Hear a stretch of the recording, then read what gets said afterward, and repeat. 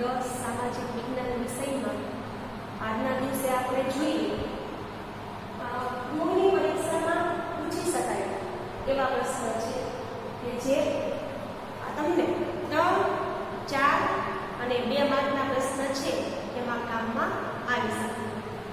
પ્રશ્નોની શરૂઆત કરીએ એ પહેલા તમને થોડીક માહિતી આપવાની છે તે આપી દઉં. એક બે વિદ્યાર્થીનો ફોન આવ્યો હતો.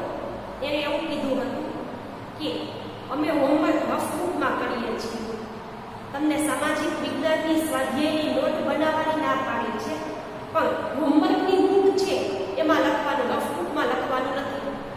તમને જે અહીંથી પ્રશ્ન હોમવર્કમાં આપવામાં આવે છે એ એકેય વિદ્યાર્થીએ રફબુકમાં લખવાનું નથી. રફબુકમાં લખેલા હશે તો હોમવર્કની બુક બનાવી સમાજની અને એમાં લખી નાખજો. એટલા માટે કે આ ખાલી હોમવર્ક નથી, બોર્ડની પરીક્ષામાં પૂછી શકાય એવા પ્રશ્ન તમને દરેક વિડિયો લેક્ચર પૂરો થાય ત્યાર પછી આપવામાં આવે છે. એટલે જો રફબુકમાં લખ્યા હોય તો હોમવર્કની બુક છે સમાજની એ બનાવી અને એમાં લખી નાખજો. 1 કે 2 જ પાઠ પૂરા થયા છે એટલે રફબુકમાં લખીને વેટ ઉતારતા નહીં એક પણ વિદ્યાર્થી.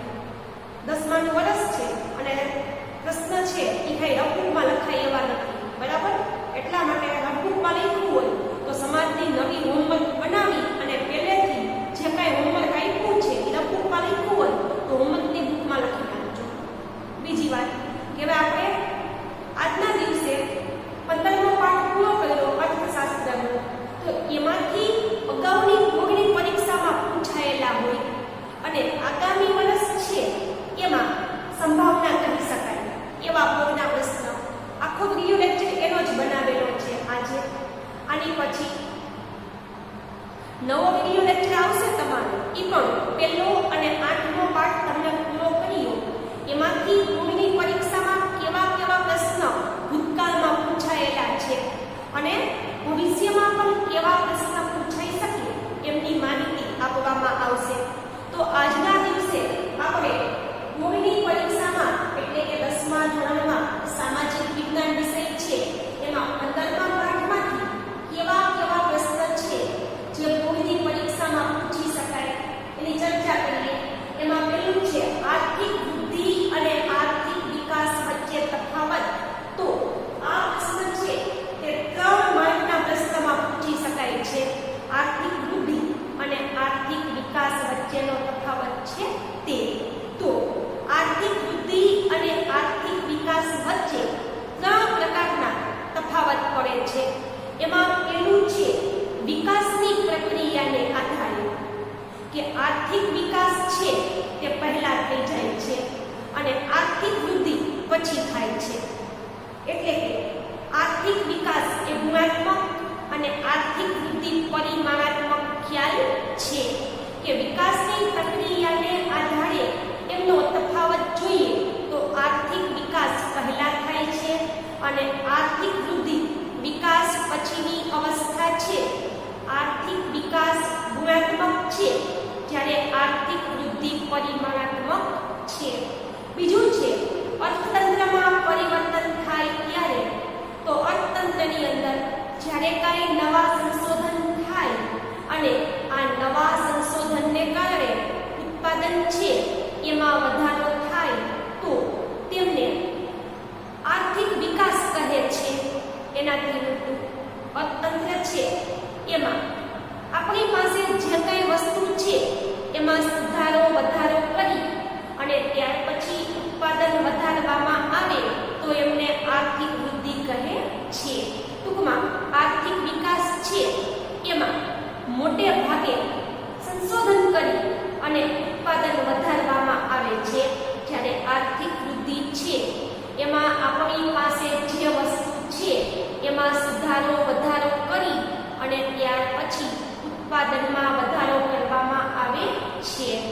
ત્રીજું છે કે વિકસિત કે વિકાસશીલ દેશ છે એના સંદર્ભમાં, કે દેશ કેવા પ્રકારનો છે, વિકસિત છે કે વિકાસશીલ.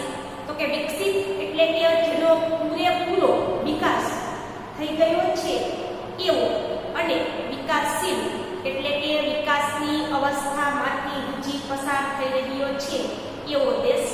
તો વિકસિત દેશો છે એમની રાષ્ટ્રીય આવકમાં વધારો થાય તો તેમને વૃદ્ધિ કહે છે, જ્યારે વિકાસશીલ દેશોની રાષ્ટ્રીય આવકમાં વધારો થાય તો એમને આર્થિક વિકાસ કહે છે. કે દેશ વિકસિત છે કે વિકાસશીલ એના સંદર્ભમાં જોઈએ તો વિકસિત દેશ છે એમની રાષ્ટ્રીય આવકમાં વધારો થાય એમને આર્થિક વૃદ્ધિ કહેવાય, અને વિકાસશીલ દેશો છે એમની રાષ્ટ્રીય આવકમાં વધારો થાય તો એમને આર્થિક વિકાસ કહે છે. ત્યાર પછી છે બીજો પ્રશ્ન, વિકાસશીલ અર્થતંત્રના કોઈ 5 લક્ષણો જણાવો. પાઠ્યપુસ્તકની અંદર તમને 9 એમના લક્ષણો આપેલા છે, પરંતુ બોર્ડની પરીક્ષામાં 9 માંથી કોઈ પણ 5 લક્ષણો છે જે 4 માર્ક્સના પ્રશ્નમાં પૂછાય છે. તો વિકાસશીલ અર્થતંત્રના લક્ષણો આપણે જોયા હતા કે વિશ્વ વિકાસ અહેવાલ 2004 પ્રમાણે $735 કરતા જે દેશોની આવક ઓછી છે એવા દેશોને વિકાસશીલ દેશો કહે છે. તો વિકાસશીલ દેશો છે એના મુખ્ય લક્ષણો કયા કયા હોય એમના અર્થતંત્રના?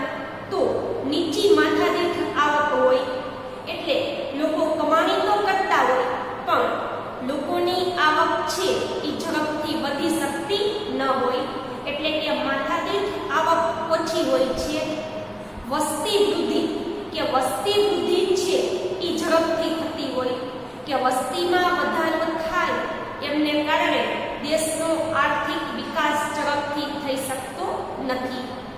કૃષિ ક્ષેત્ર ઉપર અવલંબન, કે મોટા ભાગના લોકો પછાત અને રૂઢિચુસ્ત હોય છે, એટલા માટે પરંપરાગત પોતાના બાપ દાદાના વ્યવસાય છે જેમ કે કૃષિ, કે વિકાસશીલ દેશોમાં ખેતી મોટા ભાગના લોકો કરતા હોય છે, એટલે 60% કરતા પણ વધારે લોકો કૃષિ ઉપર આધારિત છે. પોતે નવો કઈ વ્યવસાય કે નવો કઈ ઉદ્યોગ વિચારી શકતા નથી, એટલા માટે કેમ કે તેનામાં શિક્ષણનું પ્રમાણ ઓછું છે, નિરક્ષર છે, એટલે ખેતી સિવાયનો અન્ય વ્યવસાય ન વિચારી શકવાને કારણે એમનું જીવન ધોરણ નીચું રહે છે. ત્યાર પછી છે આવકની વહેંચણીની અસમાનતા, કે દેશમાં જે કાંઈ રાષ્ટ્રીય આવક થતી હોય છે એ બધા જ નાગરિકોને સરખે ભાગે વેચાતી નથી, એટલે કે દરેક નાગરિકો છે કોઈ શ્રીમંત હોય તો એમને આવક વધારે મળે છે, તો ગરીબ હોય તો એમને ઓછી આવક પ્રાપ્ત થાય છે. ટૂંકમાં વિકાસશીલ દેશો છે એમાં મોટે ભાગે આવકની અસમાનતાને કારણે ગરીબો વધારે ગરીબ અને ધનિકો વધારે ધનિક બને છે. ત્યાર પછી છે બેરોજગારી, કે વિકાસશીલ દેશો છે એમાં બેરોજગારીનું પ્રમાણ વધારે હોય છે, કે મોટા ભાગના લોકો છે એ વસ્તી વધારાને કારણે કામ મેળવી શકતા નથી અને બેરોજગારીનો અનુભવ કરે છે. ત્યાર પછી છે ગરીબી, કે વિકાસશીલ દેશોમાં મોટા ભાગના લોકો ગરીબ હોય છે, કેમ કે એમને પૂરતી રોજગારી નથી મળતી, વસ્તી સતત વધ્યા કરે છે અને આવકની અસમાન રીતે વહેંચણી થવાથી ગરીબોની સંખ્યામાં ઝડપથી વધારો થાય છે. ત્યાર પછી છે દ્વિમુખી અર્થતંત્ર, કે વિકાસશીલ અર્થતંત્ર હોય ત્યાં દ્વિ એટલે કે 2 મુખવાળું અર્થતંત્ર જોવા મળે છે, જેમાં એક બાજુ ગામડા છે એ પછાત અને રૂઢિચુસ્ત હોય છે, કે જ્યાં જૂના પુરાણા યંત્રની મદદથી ખેતી અને ઉદ્યોગો ચલાવવામાં આવે છે. તો આ જૂની પદ્ધતિથી ખેતી અને ઉદ્યોગો ચલાવવાથી ઉત્પાદન વધારી શકાતું નથી. એનાથી ઉલટું શહેર જોઈએ તો અત્યંત આધુનિક હોય છે, કે જે તમામ પ્રકારની આધુનિક સુવિધાઓ ધરાવે છે અને નવા યંત્રની શોધ કરી ઉદ્યોગોમાં અને ખેતીમાં ઝડપથી પરિવર્તન કરી અને ઉત્પાદન વધારે છે. આમ વિકાસશીલ અર્થતંત્ર છે એમાં ગામડા પછાત અને શહેરો આધુનિક જોવા મળે છે. ત્યાર પછી છે પાયાની અપર્યાપ્ત સેવાઓ. તો કે પાયાની એટલે કે જીવન ટકાવી રાખવા માટેની જે મહત્વની સેવાઓ હોય છે, જેમ કે વીજળી, ગેસ, ત્યાર પછી તાર અને ટપાલ, સંદેશા વ્યવહારના સાધનો, બેંક, વીમો, શિક્ષણ. તો આ બધી જ સેવાઓ છે એમનું ઓછું પ્રમાણ વિકાસશીલ દેશોમાં જોવા મળે છે. અને છેલ્લું લક્ષણ છે આંતરરાષ્ટ્રીય વેપારનું સ્વરૂપ. તો આંતરરાષ્ટ્રીય વેપાર છે એ મોટે ભાગે નિકાસ થતી હોય એવી વસ્તુ છે, એની માંગ બજારમાં ઓછી હોય છે. આંતરરાષ્ટ્રીય બજારમાં વિકાસશીલ દેશો છે એ મોટે ભાગે કૃષિ પેદાશો, બગીચા પેદાશો અને કાચી ધાતુઓ છે એમની નિકાસ કરતા હોય છે. નિકાસ કરવી એટલે કે આપણા દેશમાંથી વિદેશમાં વસ્તુ મોકલવી. તો મોટા ભાગે વિકાસશીલ દેશો છે એ કૃષિ પેદાશો, બગીચા પેદાશો અને કાચી ધાતુઓની નિકાસ કરે છે કે જેમની આંતરરાષ્ટ્રીય બજારમાં માંગ ઓછી હોય છે, જેમને કારણે નિકાસ દ્વારા થતી આવક છે એમાં વધારો કરી શકાતો નથી. એનાથી ઉલટું આયાત એટલે કે વિદેશમાંથી મગાવેલી વસ્તુઓ. તો વિદેશમાંથી જે વસ્તુઓ મગાવવામાં આવે છે જેમાં યંત્ર અને ઓજારોનો સમાવેશ થાય છે કે જે મોટે ભાગે એમની કિંમત આંતરરાષ્ટ્રીય બજારમાં વધુ હોય છે, જેમને કારણે આયાત દ્વારા જે વેપાર કરવામાં આવે છે એમાં વિકાસશીલ અર્થતંત્ર છે એવા દેશોએ વધારે કિંમત ચૂકવવી પડતી હોય છે. આમ આંતરરાષ્ટ્રીય વેપારનું સ્વરૂપ જોઈએ તો બંને બાજુ એક જ સરખું જોવા મળતું નથી. તો વિકાસશીલ દેશોના મુખ્ય લક્ષણો જોયા કે ભારત પણ વિકાસશીલ દેશ છે, એટલે આપણે જે કાંઈ લક્ષણો જોયા એ ભારતમાં પણ આપણને જોવા મળે છે.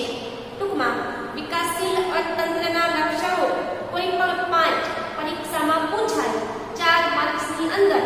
તો અહીં જે 9 આપ્યા છે એમાંથી કોઈ પણ 5 છે એની પૂરેપૂરી માહિતી છે તે લખવી પડે છે. ત્યાર પછી છે બજાર પદ્ધતિનો અર્થ અને લક્ષણો જણાવો. 4 માર્ક્સનો પ્રશ્ન છે કે બજાર પદ્ધતિ એમનો અર્થ અને ત્યાર પછી એમના મુખ્ય લક્ષણો છે તે. તો અમેરિકા, જાપાન અને ઇંગ્લેન્ડ જેવા દેશો છે તેમણે બજાર પદ્ધતિનો સ્વીકાર કરેલો છે. પરીક્ષામાં 2 માર્કના પ્રશ્નમાં પૂછી શકાય કે કયા કયા દેશોએ બજાર પદ્ધતિનો માર્ગ અપનાવી અને વિકાસ કર્યો છે. તો અમેરિકા, જાપાન અને ઇંગ્લેન્ડ. તો બજાર પદ્ધતિ છે એ અન્ય મૂડીવાદી પદ્ધતિને નામે પણ ઓળખાય છે. પરીક્ષામાં તે પણ પૂછી શકાય કે બજાર પદ્ધતિ અન્ય કયા નામથી ઓળખાય છે. તો બજાર પદ્ધતિ અન્ય મૂડીવાદી પદ્ધતિના નામથી પણ ઓળખાય છે. તો બજાર પદ્ધતિ છે એમાં તમામ ઉત્પાદનના સાધનો છે એ નફાને આધારે કરવામાં આવે છે. બજાર પદ્ધતિમાં નફો કેન્દ્ર સ્થાને હોય છે અને લોકો પોતાને મનગમતા વ્યવસાયમાં કે ઉદ્યોગોમાં મૂડીનું રોકાણ કરી શકે છે.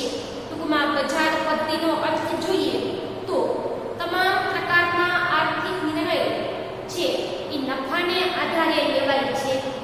આ પદ્ધતિ છે એમાં ઉત્પાદનના સાધનોની ફાળવણી છે તે નફાને આધારે થાય છે અને સરકાર કોઈ પણ ચોક્કસ પ્રકારની આર્થિક નીતિકીય ભૂમિકા આમાં ભજવતી નથી.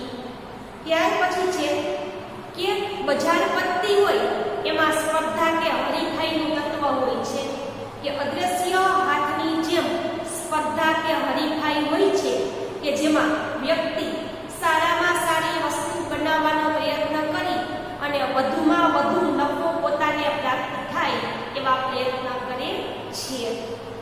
બજાર પદ્ધતિના લક્ષણો જોઈએ તો ઉત્પાદનના સાધનોની માલિકી વ્યક્તિગત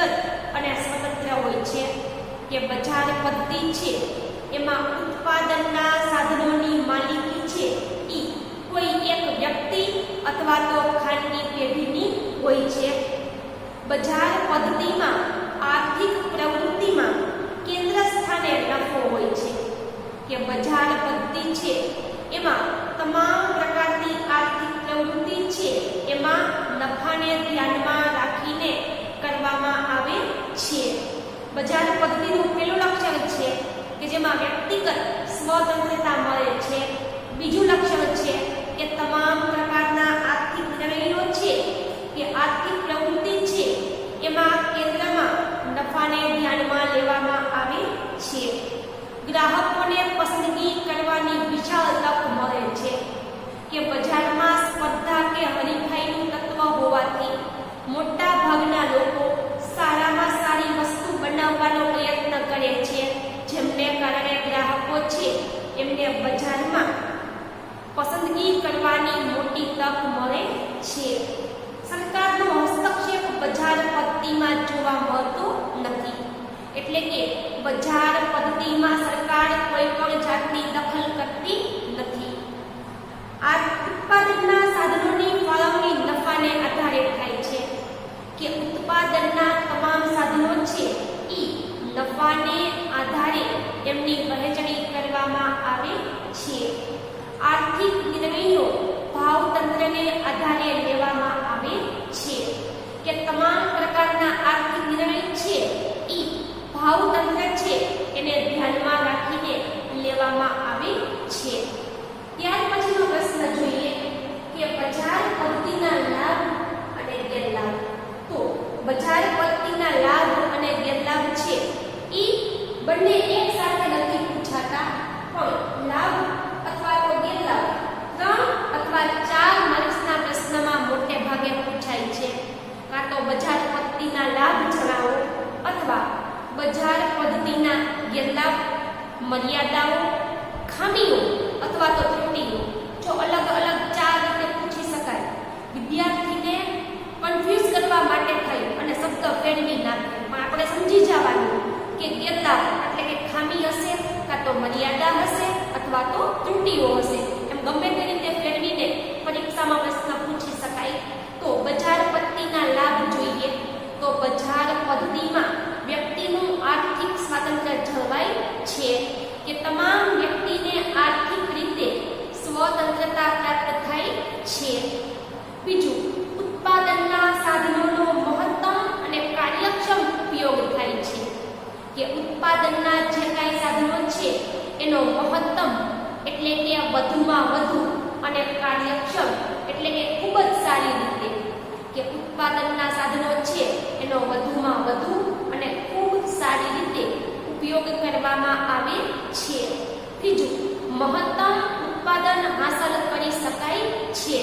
મહત્તમ એટલે કે વધારે, વધારેમાં વધારે ઉત્પાદન છે એ આ પદ્ધતિમાં મેળવી શકાય છે.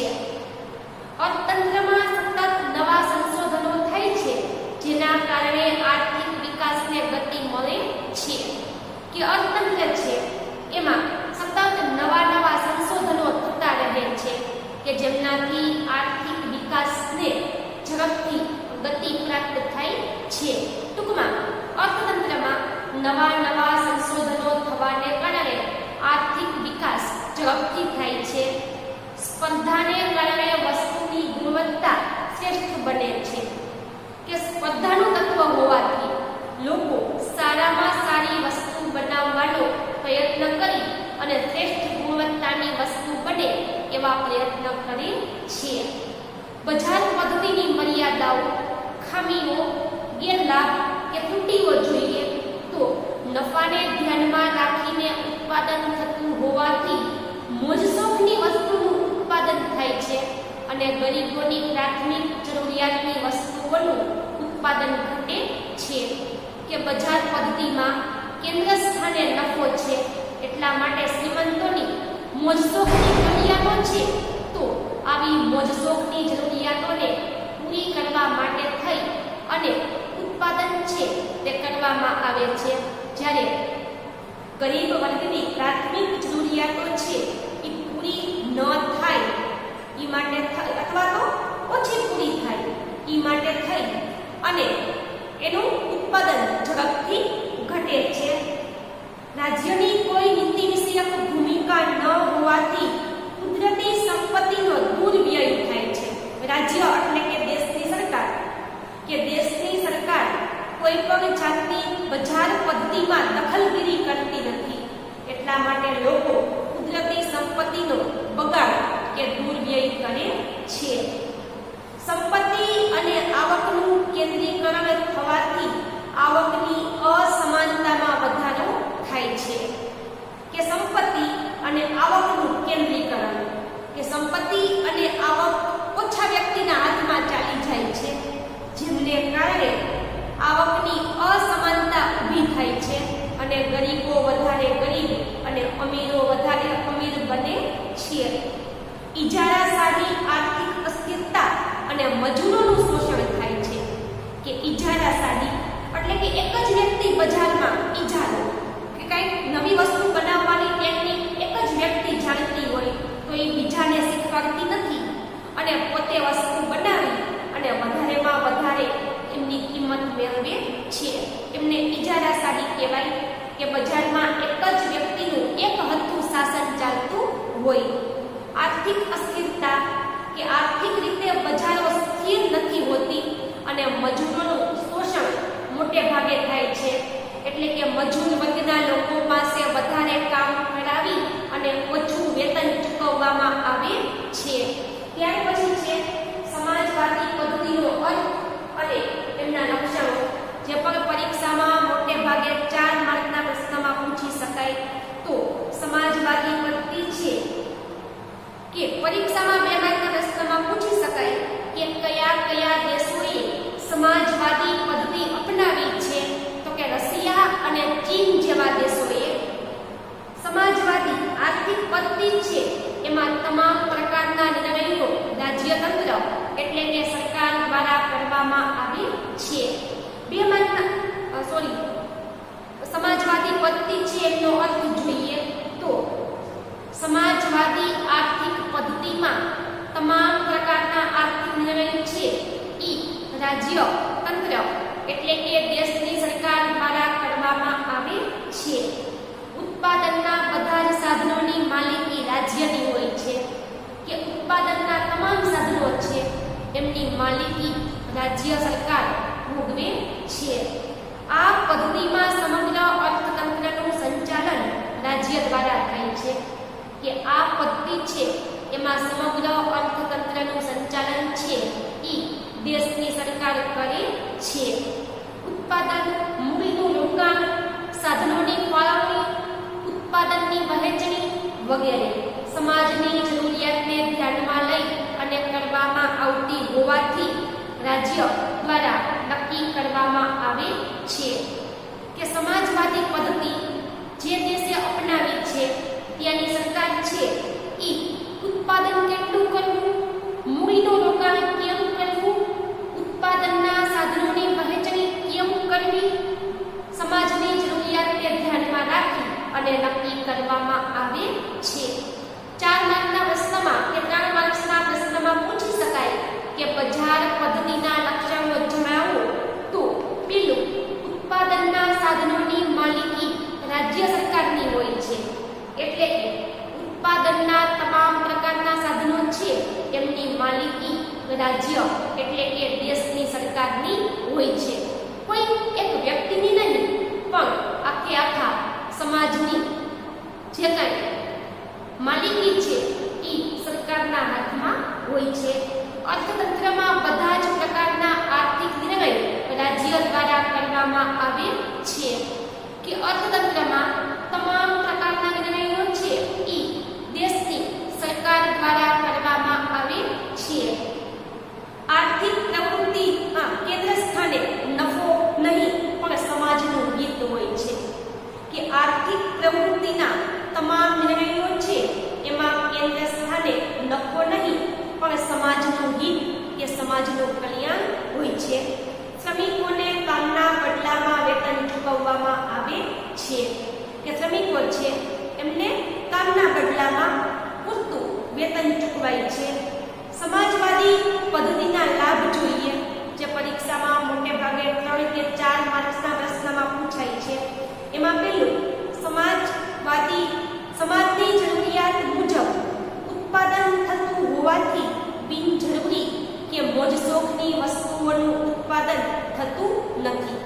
કે સમાજની જે કાંઈ જરૂરિયાત છે તે પ્રમાણે આ પદ્ધતિમાં ઉત્પાદન થાય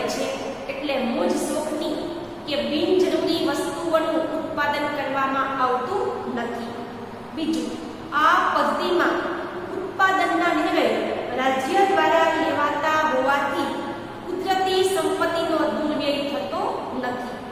કે આ પદ્ધતિમાં ઉત્પાદનના નિર્ણય છે એ રાજ્ય સરકાર દ્વારા લેવામાં આવતા હોવાથી કુદરતી સંપત્તિનો દુર્વ્યય થતો નથી.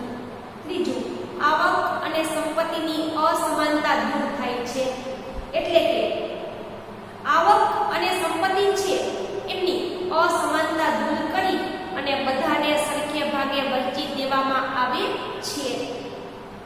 ગ્રાહકોનું શોષણ થતું નથી. એટલે કે ગ્રાહકો છે એમનું પૂરતું ધ્યાન રાખવામાં આવે છે. સરકાર હસ્તકની પદ્ધતિ છે એટલે ગ્રાહકોનું કોઈ પણ પ્રકારે શોષણ કરવામાં આવતું નથી. સમાજવાદી પદ્ધતિના ગેરલાભ, મર્યાદાઓ, ખામીઓ કે ત્રુટીઓ જોઈએ જે 3 થી 4 માર્ક્સના પ્રશ્નમાં પૂછી શકાય છે. એમાં પહેલું, ઉત્પાદનના સાધનોની માલિકી સરકારની હોવાથી ઉત્પાદન વધારવા માટે પ્રોત્સાહન પૂરું પાડવામાં આવતું નથી.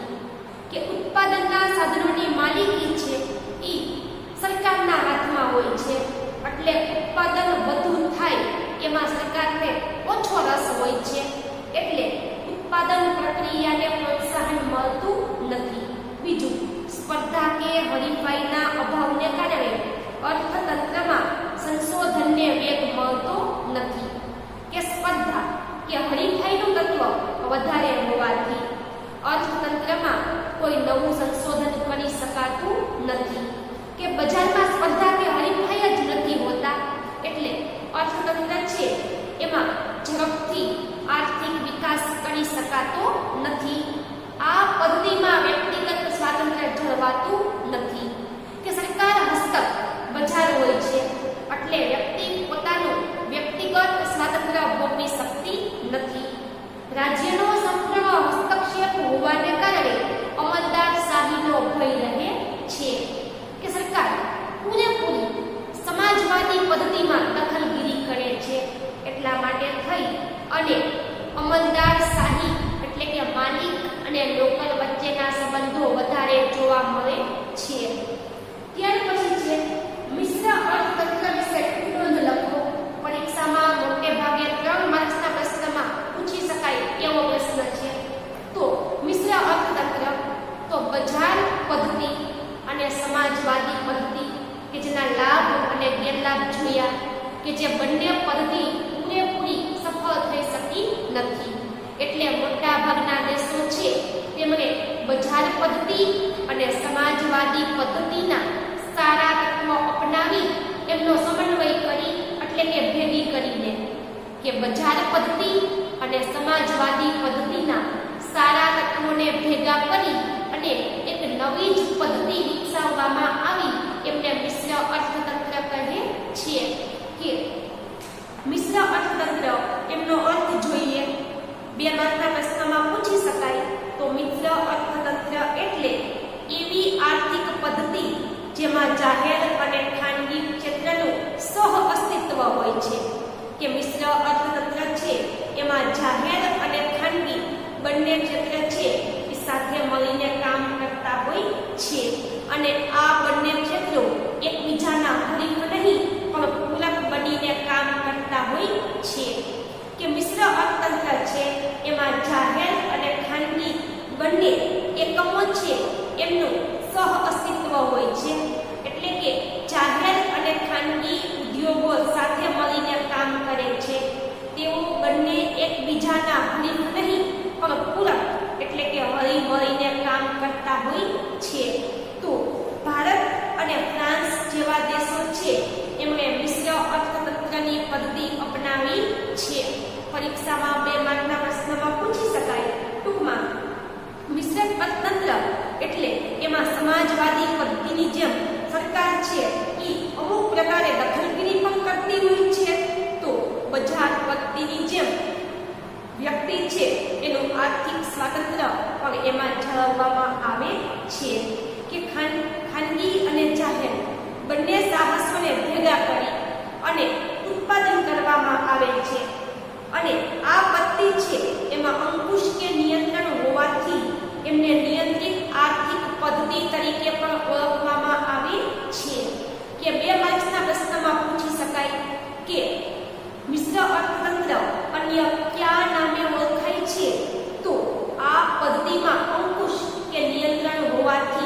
તે નિયંત્રિત આર્થિક પદ્ધતિ તરીકે પણ ઓળખાય છે. તો મિશ્ર અર્થતંત્રના ગેરલાભ કે ખામીઓ જોઈએ. 2 પાઠના પ્રશ્નમાં પૂછી શકાય. તો મિશ્ર અર્થતંત્ર છે એમાં આર્થિક અસ્થિરતા હોય છે, એટલે કે અર્થતંત્ર સ્થિર રહી શકતું નથી. સંકલનનો અભાવ, સંકલન એટલે ભેગા મળીને રહેવું, કે મોટા ભાગે લોકો ભેગા મળી અને કામ કરી શકતા નથી, તેમની વચ્ચે સંકલન નથી.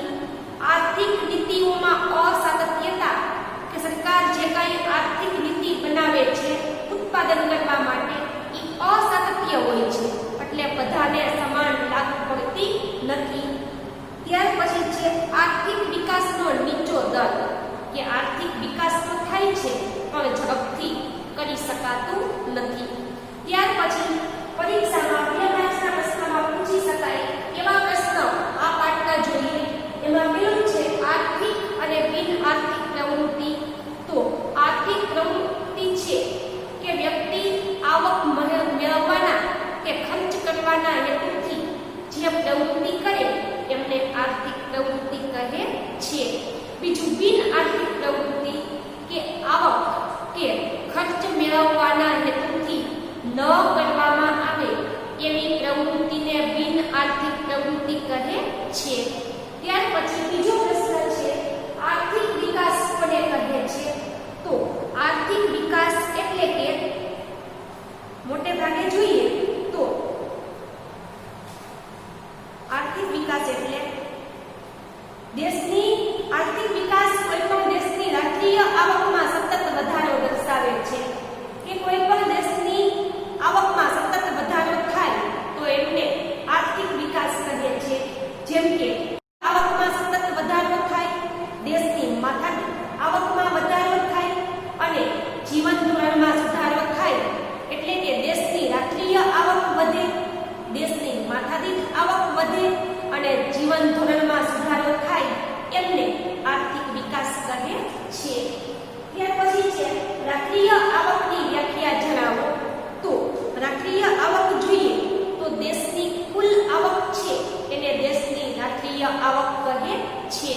કે દેશમાં કામ કરનારા લોકો છે એમની કુલ આવક ભેગી કરવામાં આવે એમને રાષ્ટ્રીય આવક કહે છે. ટૂંકમાં દેશની કુલ આવક કે દેશની રાષ્ટ્રીય આવક છે. અને ત્યાર પછી ચોથી વ્યાખ્યા છે માથાદીઠ આવકની વ્યાખ્યા જણાવો. તો માથાદીઠ આવક એટલે કે દેશની કુલ રાષ્ટ્રીય આવકને દેશની કુલ વસ્તી વડે ભાગવાથી જે આંક પ્રાપ્ત થાય એને માથાદીઠ આવક કહે છે. કે દેશની કુલ રાષ્ટ્રીય આવક છે એમને દેશની કુલ વસ્તી સાથે ભાગવામાં આવે એમાંથી જે કાંઈ આંક નીકળે એમને માથાદીઠ આવક કહે છે. તો 15મો પાઠ છે કે જેમાંથી બોર્ડમાં પૂછી શકાય એવા પ્રશ્નની માહિતી આપણે આજના દિવસે મેળવી. ત્યાર પછી વિડીયોના અંતે તમને જે હોમવર્ક આપવામાં આવશે એ હોમવર્ક છે એમાં પ્રશ્ન લખવાના નથી તમારે નોટબુકમાં, પરંતુ એ પ્રશ્નને મૌખિક રીતે પાકા કરવાના છે.